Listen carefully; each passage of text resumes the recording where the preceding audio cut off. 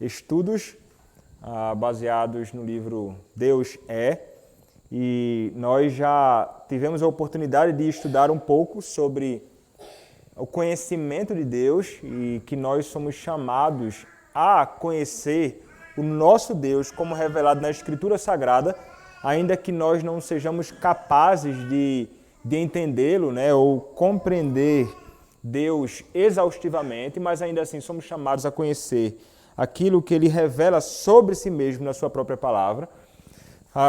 Nós vimos um pouco também sobre a realidade que o nosso Deus, que se revela na palavra, é um Deus trino, é o nosso Deus triuno. E hoje nós falaremos um pouco sobre Deus é simples. Deus é simples. E o texto que leremos inicialmente aqui é um texto de 1 Timóteo, capítulo 6, versos 15 a 16. 1 Timóteo 6, 15 a 16, a palavra do nosso Senhor diz assim: O bem-aventurado e único, Rei dos reis e Senhor dos senhores, o que possui ele somente a imortalidade e habita em luz inacessível, a quem nenhum dos homens viu nem pode ver. A ele sejam honra e poder eterno. Amém. Deus é simples. Se perguntássemos à maioria das pessoas por aí, dentro ou fora da igreja, se Deus é simples, provavelmente negariam. Diriam assim: não, como assim? Deus é simples? Isso certamente pode causar algum tipo de confusão, isso certamente soaria confuso para as pessoas, uma afirmação como esta. Porque, e até mesmo se você falar para algumas pessoas que ela é simples, tem pessoas que olharão para isso e ficarão ofendidas ao ouvirem ser chamadas de simples. Essa pessoa é uma pessoa muito simples. Mas, meus irmãos, chamar Deus de simples, ou dizer que Deus é simples, não é algo que envergonha Deus, não é algo que considera Deus como coisa pequena. Não, nada disso. Chamar Deus de simples, ou dizer que Deus é simples, é glorificá-lo. A palavra simples, ela, na teologia, e aqui como nós falamos que Deus é simples, ela tem um sentido teológico muito importante sobre o próprio Deus. Veja, trata-se de um ponto que não é fácil de entender, não é muito simples pensar no conceito de simplicidade, mas é importante entendermos ao mínimo possível acerca disto. Quando nós afirmamos que Deus ele é simples, o que nós estamos querendo dizer é que ele não tem composições nem partes. Não é? Deus ele não tem composições nem partes. Deus ele é livre de qualquer tipo de composição. Ele não é a soma de uma coisa mais outra para ser o que ele é. Deus ele é o que é. Algumas pessoas até pensam muito nisto, né? Quando vão falar sobre Deus e vão afirmar algo sobre Deus. E muitas vezes falamos assim, alguém diz, Deus é amor. Aí o outro prontamente responde, mas Deus é justiça. Deus é tudo isso o tempo inteiro. O que eu estou querendo dizer é que ele não pode ser separado. Os seus atributos, eles não podem ser separados de quem ele é. Ele não é o que é simplesmente por causa da soma dos seus atributos. Os seus atributos são a sua própria essência, como nós veremos um pouco mais aqui à frente. Então, ele não pode ser a soma de suas partes. Não há em Deus uma coisa e outra em Deus. Tudo o que há em Deus, Deus é. Tudo o que há em Deus é o próprio Deus. Quando nós olhamos então para a questão dos atributos de Deus e pensamos, na verdade, de que se Deus é simples, ele é um Deus que é também absoluto. Uma vez que Deus ele é absoluto, não pode haver distinções em seu ser. Então, quando nós pensamos nisso, nós podemos dizer que Deus ele não é apenas bom, mas que Deus ele é a própria bondade. que Deus não é apenas poderoso, Ele é a própria onipotência. Então, quando nós falamos dos atributos de Deus, nós devemos ter em mente que uma vez que sua essência ela não pode ser dividida, sua bondade é seu poder, seu amor é seu poder, que é também sua eternidade, imutabilidade, infinitude e tudo mais que diz respeito ao próprio Deus. Porque está tudo ligado a quem Ele é. Poderíamos até dizer que, em um sentido técnico, não existem atributos no plural, porque Deus é uma essência simples e sem divisão. Se fôssemos tentar levar no sentido técnico, mas a Escritura nos apresenta atributos que são encontrados no próprio Senhor. E nós tentaremos, à medida que formos estudando, tentaremos estudar cada atributo separadamente. Quando nós pensamos sobre os atributos de Deus, uma outra coisa que nós devemos ter em mente é que Deus e os seus atributos são idênticos. Nós não podemos tirar um atributo de Deus. Se tirássemos de Deus um de seus atributos, Deus, ele não seria Deus. Porque, vou afirmar mais uma vez, os seus atributos são a sua própria essência. O chamado teísmo aberto, popularizado por muitos homens, inclusive aqui no Brasil. Um homem chamado Ricardo Gondim, que era envolvido com a Igreja Assembleia de Deus, salvo engano, não sei qual o rumo deste homem, ele acreditava que Deus, ele é um Deus que, por amor e desejando ter um bom relacionamento com o homem, ele abriu mão do futuro, ou seja, é como se Deus ele não conhecesse, abrisse mão do futuro para, junto ao homem, construir o futuro.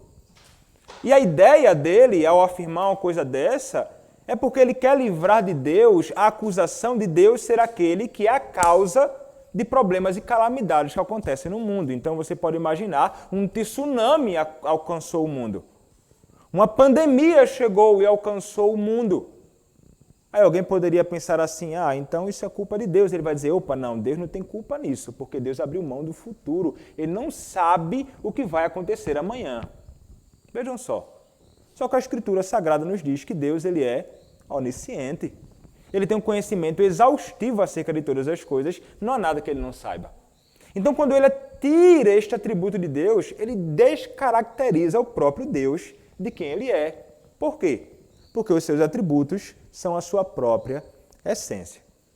Então, a simplicidade divina nos ensina que existe uma perfeita consistência em seus atributos.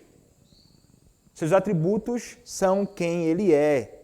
Seus atributos são idênticos à sua essência. Então Deus, ele é amor, Deus é bom, o amor de Deus é Deus, o amor de Deus é o próprio Deus. Nós podemos afirmar. E a simplicidade de Deus é importante, inclusive, para nós entendermos os outros atributos. Quando nós pensamos sobre os atributos de Deus, nós somos levados a pensar no outro atributo também.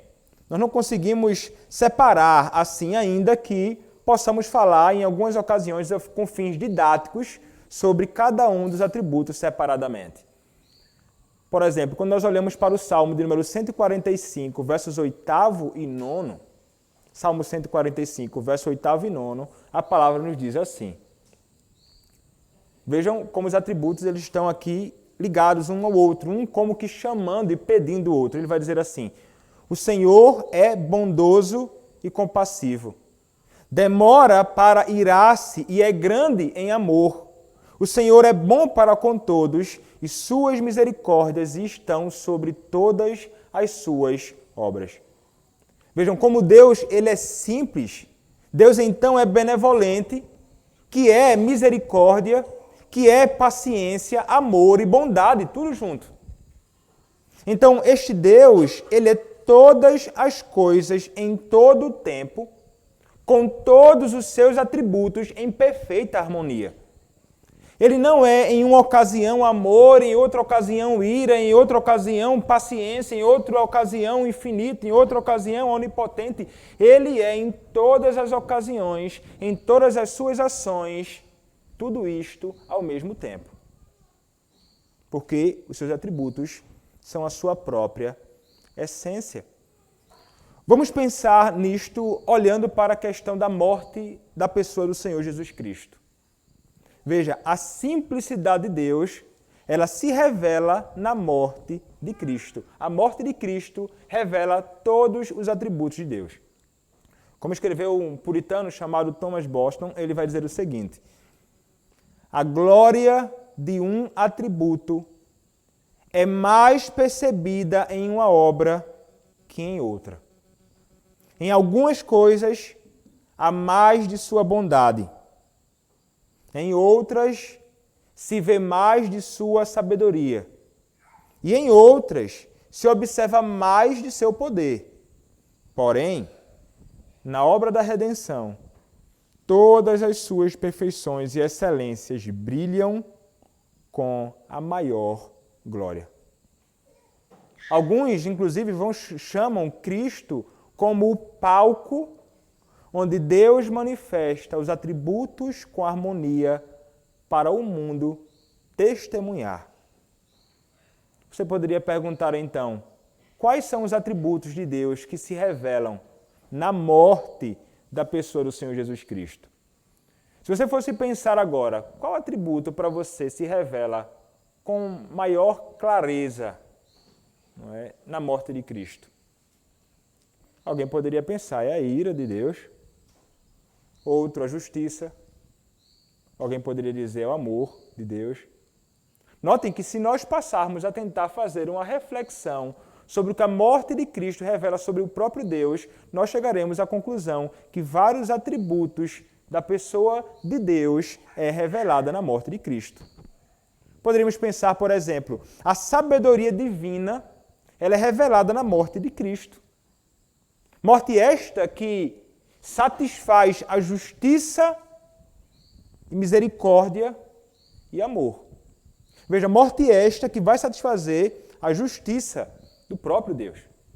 Então, é revelada ali a sabedoria de um Deus que determinou na eternidade, através do seu Filho, um plano maravilhoso, sem o qual homem algum neste mundo poderia encontrar salvação. Homem algum jamais conseguiria pensar num plano tão perfeito e que manifesta tanta sabedoria como o plano determinado pelo próprio Senhor na eternidade.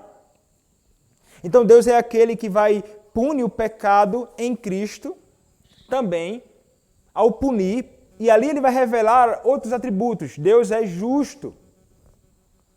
E como um Deus que é justo, ele não poderia jamais permitir que aquele que é o transgressor da sua lei passe impune. Por essa razão, ele vai condenar o ímpio. Por essa razão, ele vai condenar o seu próprio filho por causa dos nossos pecados. Ele não é como os juízes do STF e de outros lugares por aí.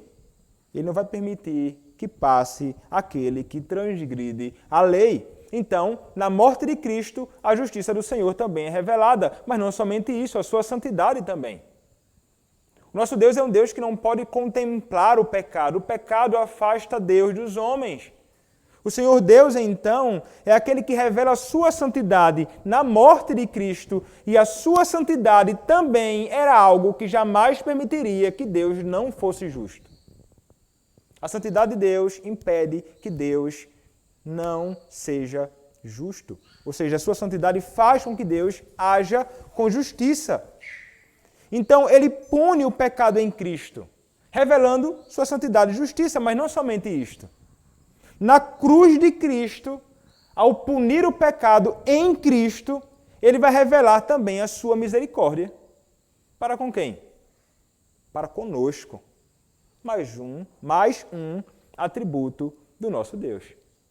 A sua misericórdia é evidenciada com clareza na cruz de Cristo para com pecadores indignos como eu e você.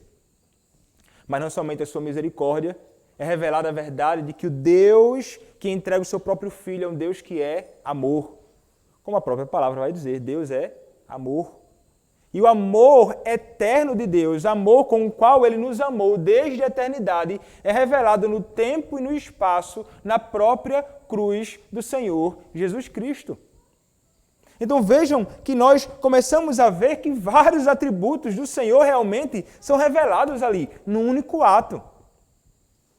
É revelado também ali a sua paciência, a tolerância divina, porque Ele não nos destruiu, nós, pecadores, de imediato, pois a morte de Cristo era uma expectativa futura para nós, para os santos de Deus do Antigo Testamento, e o Senhor, então, ele poderia ter destruído o homem de imediato quando quebrou a sua lei, mas Ele foi um Deus paciente. Então, meus irmãos, os atributos de Deus, eles estão agindo concomitantemente, conjuntamente, o tempo inteiro, ainda que um atributo ou outro se evidencie, porque os seus atributos não podem ser separados de quem Ele é. Como disse um outro puritano chamado Thomas Goodwin, e Thomas Goodwin fala da redenção provida por Deus como sua obra-prima, onde ele busca trazer todos os seus atributos para o palco, para que nós possamos contemplar. Então notem, se Deus é por nós, meus irmãos, não há parte de Deus, mas tudo em Deus é por nós. Vejam como pensar sobre essa realidade de que Deus age o tempo inteiro sendo quem Ele é. Isso, quando pensamos sobre nós, devemos pensar assim, puxa, é este Deus que age em meu favor. Não é somente um Deus misericordioso, é um Deus que é gracioso, é um Deus que é todo-poderoso. É um Deus que é infinito em poder, que age em meu favor. Porque os seus atributos estão ligados um ao outro. E veja, a simplicidade divina, ela semelhantemente à infinitude de Deus, que nós veremos nos nossos estudos, é como que ele como que potencializa os atributos de Deus. Porque não é somente o Deus poderoso, é o Deus que é infinitamente poderoso. O Deus que tem um poder que é ilimitado, que nos socorre em nossas necessidades. Isso deve nos fazer confiar nele, porque Ele tem todo o poder. Não há nada para Deus que seja demasiadamente difícil. Não há nada que Deus não possa fazer.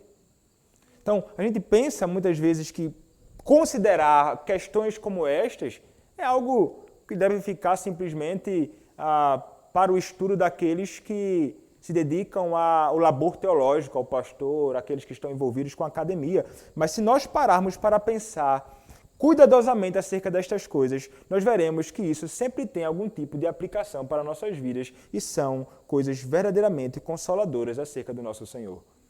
Conhecer mais sobre o nosso Deus é consolador e é muito proveitoso nós seguirmos estudando acerca de quem Deus é. O nosso Deus é um Deus que é simples. É este Deus que age em favor do seu povo, é este Deus que cuida de nós. Então, nós finalizaremos aqui brevemente com algumas aplicações para nós. Veja, alguém poderia perguntar, o que isso tem a ver com nossa vida cristã? O que isso tem a ver com nossa vida cristã? Como afirmei há pouco, onde Deus está presente, é sempre o Deus completo que está presente. Quando nós oramos a Deus, é o Deus completo, não parte dele, que escuta as minhas e as tuas orações. Não parte dele, o Deus completo. E quando Ele age em nosso favor, não é parte de Deus que age em nosso favor. É o Deus completo que age em meu e no teu favor. Então a simplicidade de Deus aplicada, por exemplo, a Romanos capítulo 8, verso 28, é algo que é maravilhoso, que é que diz Romanos 8, 28? Romanos, capítulo 8, verso de número 28, diz assim: sabemos que todas as coisas cooperam para o bem daqueles que amam a Deus, daqueles que são chamados segundo o seu propósito. Então, meus irmãos, como Deus é bondade, Ele pode fazer promessas. Mas sua bondade é seu poder, o que implica que Ele é poderosamente bom. Ele também é sábio. Então, Ele é poderosamente bom e poderosamente sábio. Adiciona isso o fato de Deus ser imutavelmente poderoso, sábio e bom. Ou, seu poder é sua bondade, que é sua sabedoria, que é sua imutabilidade. Tudo que Ele faz por nós envolve todos os seus atributos. Todas as coisas cooperam para o bem daqueles que amam a Deus, daqueles que são chamados segundo o seu propósito. Mas pensemos no outro tipo de aplicação também para nossas vidas. Nós faremos aqui uma analogia com o fruto do Espírito. Veja, Cristo, Ele foi alguém cheio do Espírito e capaz de responder adequadamente a tudo. Cristo sabia quando chorar e rir, bem como quando se irar e ser misericordioso.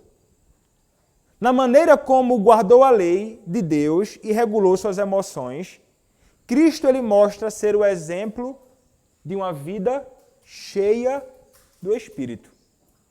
Uma vida vivida na plenitude do Espírito. Cristo revela em toda a sua vida. Então, quando nós olhamos para a Escritura Sagrada, nós veremos aquilo que é chamado em Gálatas capítulo 5, verso 19 a 23, de obras da carne, e veremos também em Gálatas capítulo 5, versos 22 a 23, aquilo que é chamado de fruto do Espírito. É interessante notarmos que lá é dito fruto, não são frutos do Espírito. É um fruto do Espírito, e neste fruto há várias virtudes. É um fruto apenas. Algo muito importante para nós entendermos a santidade cristã. Isso então significa que os vários aspectos estão conectados. É um fruto com vários aspectos e todos eles estão conectados neste fruto, são, portanto, inseparáveis. Então, nós encontramos em Gálatas capítulo 5 o seguinte, não é? Quais são os aspectos, virtudes deste fruto do Espírito? Gálatas capítulo 5 vai nos dizer o seguinte. Mas, verso 22, mas o fruto do Espírito é amor, alegria, paz, longanimidade, benignidade, bondade, fidelidade, mansidão, domínio próprio. Contra estas coisas não há lei. Então, meus irmãos, assim, o amor é paciente, o amor, ele é benigno. Veja, em Gálatas capítulo 5, Paulo diz que nosso amor deve ser um amor alegre. Ele diz que o nosso amor deve ser um amor paciente. Ele diz que o nosso amor deve ser pacífico. Ele diz que o nosso amor é fiel, um amor dócil e assim por diante. Ele está dizendo que nossa paciência é paciência alegre. Assim, então, quando nós manifestamos o fruto do Espírito, em certo sentido, demonstramos a simplicidade divina. Aqueles que têm o Espírito não podem dizer que se sobressaem no amor, mas não em mansidão ou paciência. ter uma dessas graças equivale a ter todas elas, pois o Espírito é um, não muitos. Então, eu não posso dizer que eu estou e vivo uma vida repleta do Espírito Santo se eu sou alguém que digo ser paciente, mas não há amor. Que eu digo que sou amoroso, mas não sou paciente. O que eu estou querendo dizer, irmãos, é que eu não posso dizer que sou um desses aspectos do fruto do Espírito, negligenciando os demais. Todos estes aspectos, como um fruto do Espírito que operou em nós, devem estar em nós e devem ser por nós exercitados. Então a vida vivida ou cheia do Espírito não é dividida em partes. Nunca. Nunca pode ser. Tudo isso deve estar em mim e em ti. O tempo inteiro. E deveríamos revelar esses aspectos do fruto do Espírito na nossa caminhada cristã. Não pode haver separação deles. Então, nós amamos a Deus e vivemos em obediência porque o Espírito vive em nós e Ele nos capacita a sermos não apenas amáveis ou benignos, mas amáveis, benignos, alegres, pacíficos, pacientes, fiéis, amorosos, bondosos e com domínio próprio. A vida cheia do Espírito representa uma analogia de como Deus é tudo em sua essência, simples e indivisa. Deus é o que Ele é sempre e não pode ser separado. E nós devemos também, se temos uma vida vivida no poder e cheios do Espírito Santo, caminhar semelhantemente a Ele. É Ele quem nos capacita a expressarmos na nossa vida uma vida cheia do Espírito Santo. Amém.